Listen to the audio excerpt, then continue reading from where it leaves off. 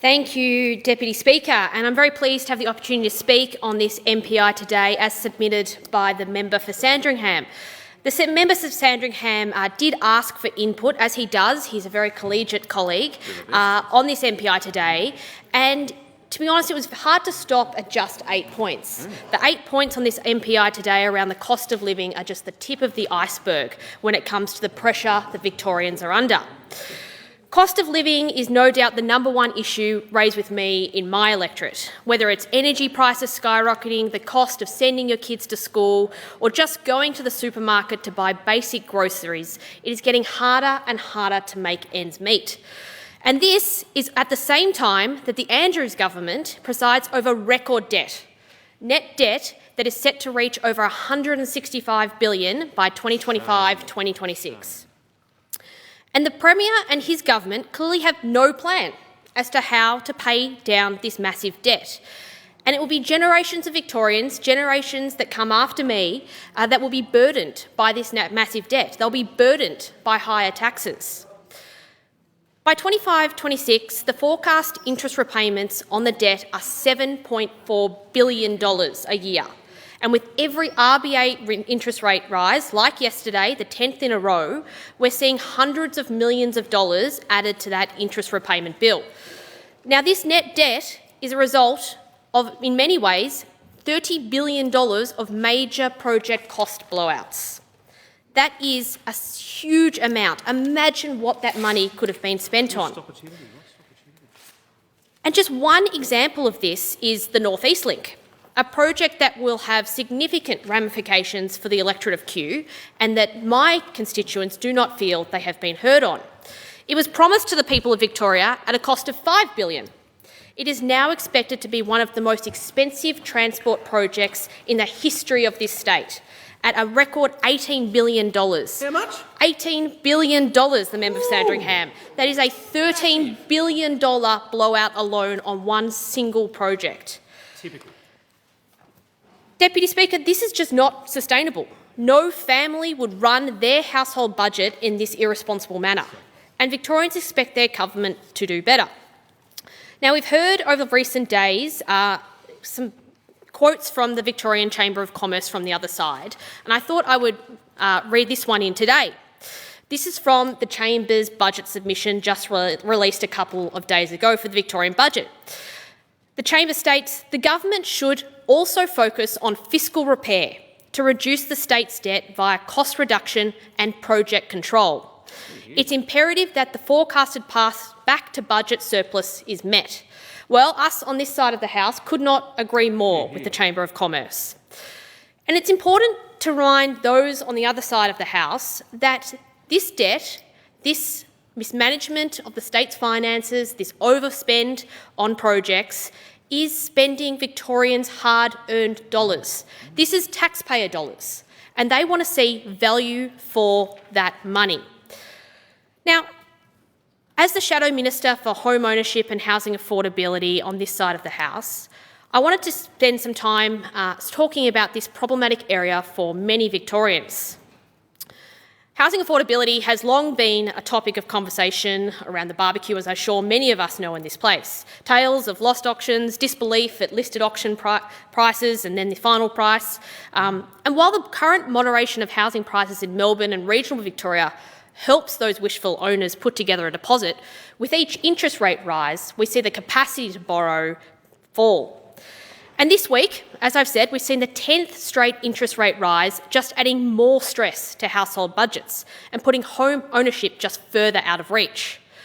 The rate of home ownership has been in decline for decades, especially amongst young Victorians, those first home buyers that are looking for their little piece of this great state.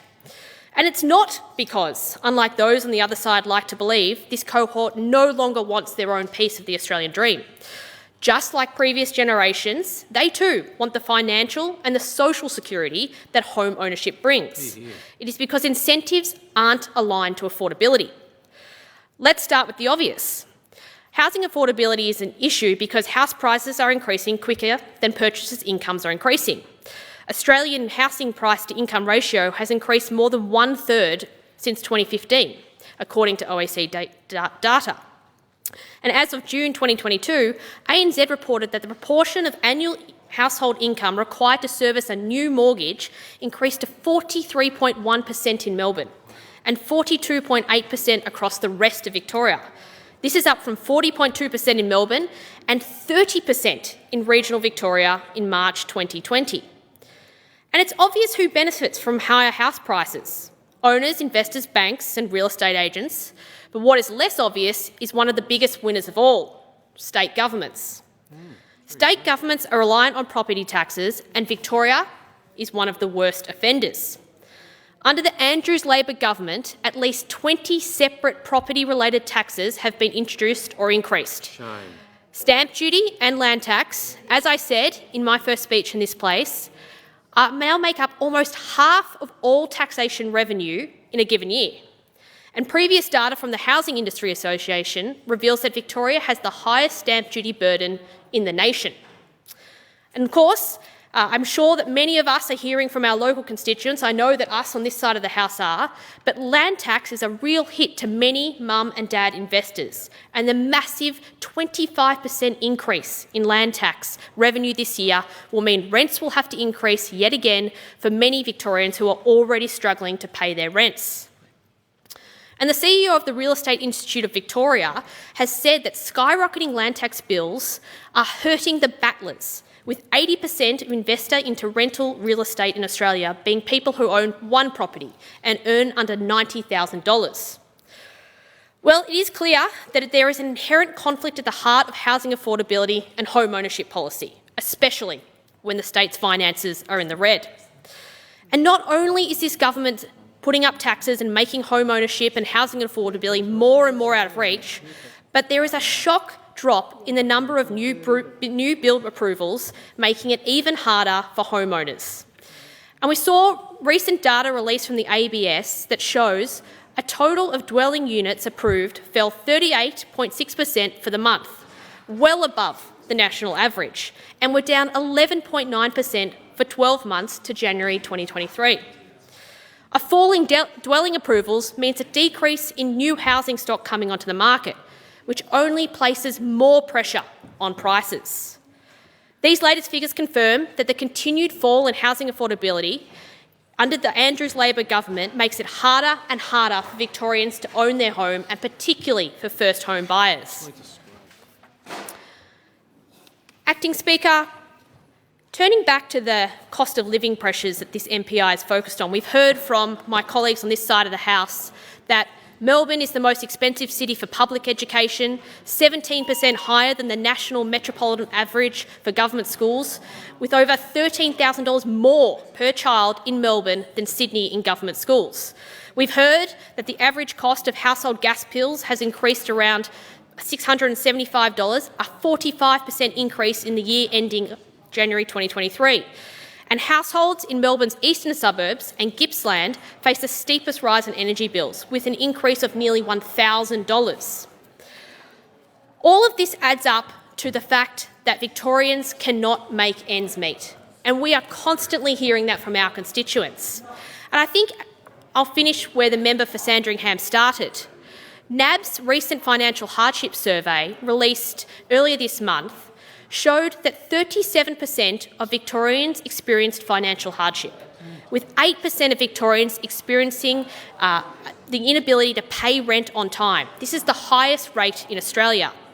20% of Victorians experience not having enough for an emergency situation, while 15% of Victorians experience not having enough for food and basic necessities. This is unacceptable. And as we have spoken about today, this is the result of poor financial mismanagement in this state, whether it's on education policy, where Victorian families are paying more than any other place in Australia, but the Victorian government is spending less for their child's education. Whether it's on energy policy, where we're seeing bills increase, whether that's for households, for small businesses. We're seeing that when it comes to housing affordability. We're seeing the lack of investment in skills and training. All of this comes together means it's a little bit harder to do life in Victoria, and we on this side of the House will continue to stand up for hard-working Victorians.